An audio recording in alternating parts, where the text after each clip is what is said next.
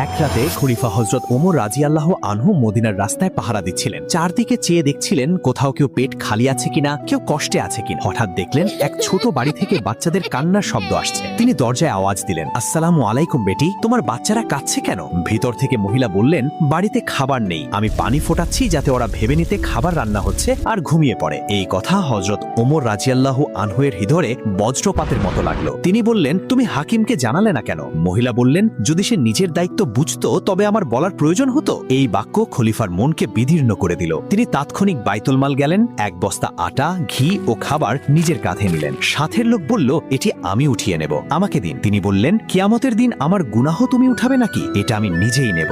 রাতের অন্ধকারে তিনি বস্তা কাঁধে নিয়ে ওই বাড়িতে পৌঁছালেন। নিজ হাতে চুলা জ্বালালেন, রুটি রান্না করলেন, বাচ্চাদের খাওয়ালেন। যখন বাচ্চারা হাসতে হাসতে ঘুমিয়ে পড়ল তখন তিনি চুপচাপ বাইরে বসলেন। তার সাথের লোকটি বলল, হুজুর, এখন চলুন আমরা ফিরে